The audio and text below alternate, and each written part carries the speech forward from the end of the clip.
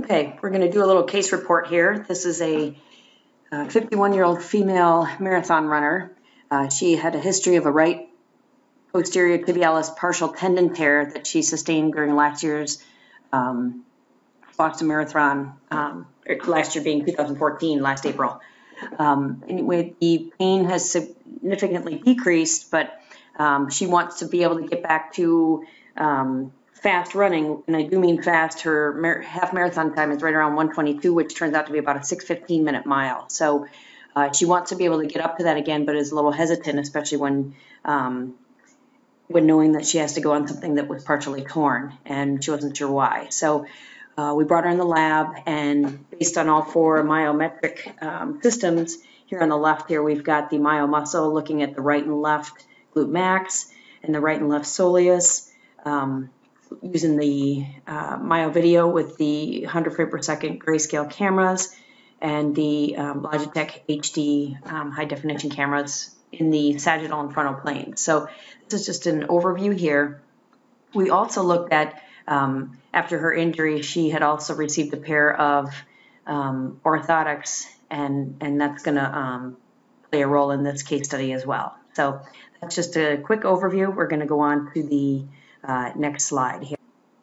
Okay, next we're using the myomotion system, which takes a look in 3 planes of motion and really gives a good overview of biomechanically what's going on here. And this is her walking 3.5 miles an hour with inserts in, but even just looking at it here, just average walking, you could see there's, if you just look it up at the pelvis, there's something going on. So what we're going to do is we're going to slow this down a little bit and take a closer look and realize that, yep, every time on what is her left side, if you look at the pelvis up at the top, it seems to just drop down and rotate a little bit. So if we wanted to get a different view of that, we could just take the avatar and just put it sideways. And sure enough, again, you can really see that drop, dropping down and rotating. And if we still couldn't see it well enough, let's slow it down a little bit further. Now, something I want to point out here is the fact that basically a lot of times people will see the pelvis drop and assume it's a weakness in the glute medius muscle, which is designed to stabilize the pelvis. But as you can see, when she's in full stance mode, that's not when the issue is. Let's turn this around again here. Okay, and so again, right there, she's getting ready to put full weight on that left leg, and it's fine. It's not until the very end that it drops down. You get that the femur is actually abducting away from the pelvis, right about there. But what happens is the pelvis rotates then to the right. So the clinical significance of this, and we'll see it demonstrated in the next slide and confirm it through EMG, is it's not a gluteus medius issue. It's still a weakness on the left, but it's definitely with the glute max, because the glute max is designed to extend the femur backward, and it's weak there. So what's happening is essentially the medial hamstring, and maybe even possibly the getting some assistance from the adductors, which are pulling the pelvis down and inward and causing that extra rotation to the right side, which, interestingly enough, the right side is where she's having the pathology, and we'll get to that in a second. So just a great example using the myomotion and really highlighting how much you can see from that pelvis dropping. Again, she is not having any pain at this point, so this is something that purely came up that we would not have seen just with our eyes alone. Okay, for the next slide here, we're going to take a look specifically at using the myomuscle, or the wireless EMG, surface EMG. Now, keep in mind that we did 2 trials with her, one at 7.1 miles an hour with her inserts and 7.5 without the inserts. This, what we're viewing, is without her inserts, which she does prefer. She does not prefer to have any inserts in her shoes, but had them in there after she sustained the tear, just from a protective standpoint. Point is, on this one, you can look at this and right away see that one of these is certainly not like the other. This left glute max, you can see significantly less firing than the right side. The calf muscles here, the soleus group, is reciprocally firing the way it's supposed to. No big difference other than opposite sides, but they're firing equivalently.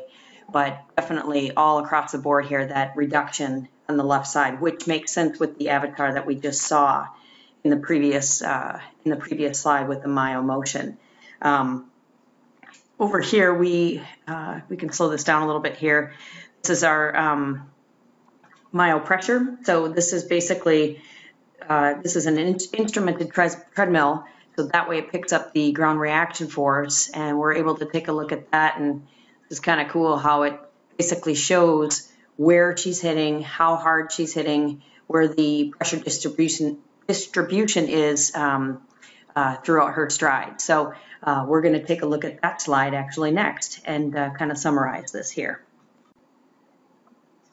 Okay, so we're going to tie all this together here, and what we have now is the report that gets generated, and what we're looking at is both records of this individual running 7.5 miles an hour without the inserts and 7.1 miles an hour with the inserts. What this is the average pressure, the amount of foot strikes, and you could see this line here. This is where the center of pressure is, and it's pretty typical. So they're pretty equivalent. There's nothing here. We've got the average and the maximum, and she's not putting tremendous amounts of overpressure any place, so that looks pretty good.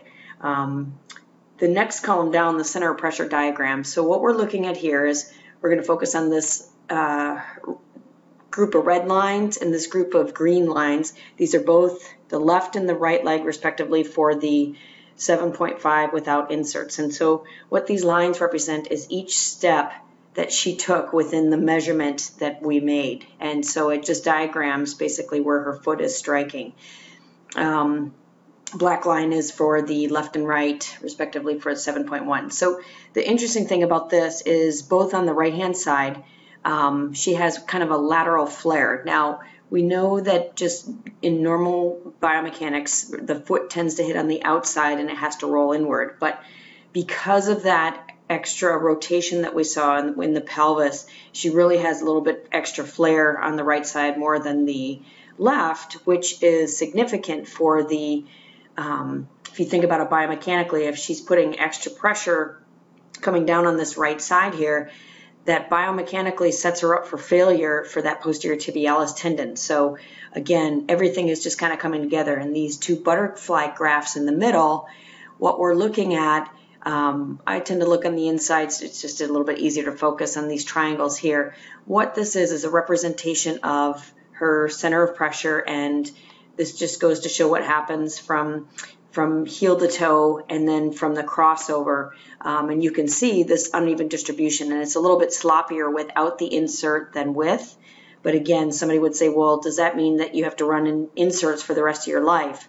Well, no, because again, if you're running in inserts, you're missing out on the proprioception and the muscle function. So just like crutches or a brace, you will need to have that. Remember, she's coming off of an injury where she wasn't running for a while, so she's transitioning. So what we decided for her is, just like anything else, is for her shorter run, she's going to basically use some of the inserts and just kind of go by how she feels, but eventually work on transitioning to without them because she doesn't want to have to rely on them.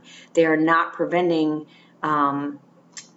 the issue, because you can still see that there's still the left side dominance of the inefficiency over there. So next line down, the center of pressure,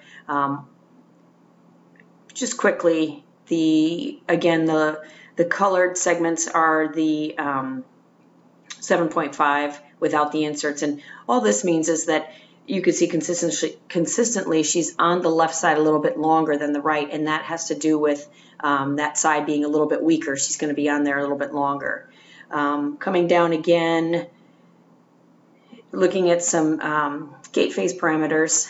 Again, just barely, again, it's showing the left side in the stance phase a little bit longer than the right. Okay, and we would expect to see the opposite here in swing phase. The part that's really significant here just kind of falls in line with what we've been seeing all along. This first segment here, the foot rotation.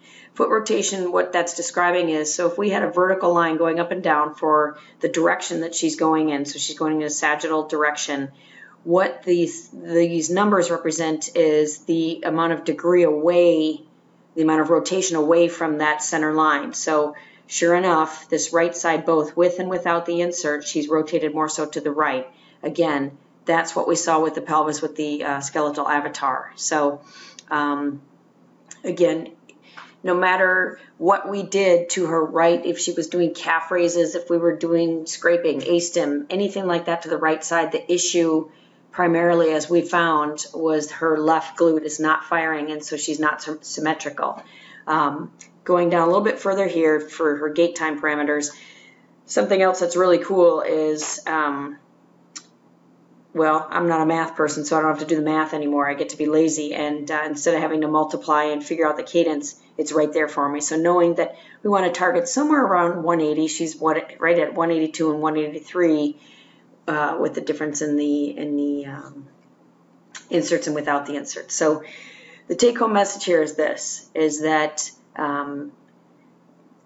the why behind this is, yes, she has the injury to, or she had the injury to the right posterior tibialis tendon, but through taking a closer look in the myometrics lab, we were able to see and have proven through several different parameters that the issue was left-sided weakness. So that's where her rehab is primarily being focused right now, is working on strengthening the left hip extensors to try and even out that inefficiency and try and take some of that pressure off of that right tendon. Otherwise, she's going to end up not only having pathology, but this is how people end up taking a partial tear to a full. But that's not going to be the case with her. She's getting ready to race again this weekend and going to be back to her speedy self. So thanks for listening. We'll do another one again soon.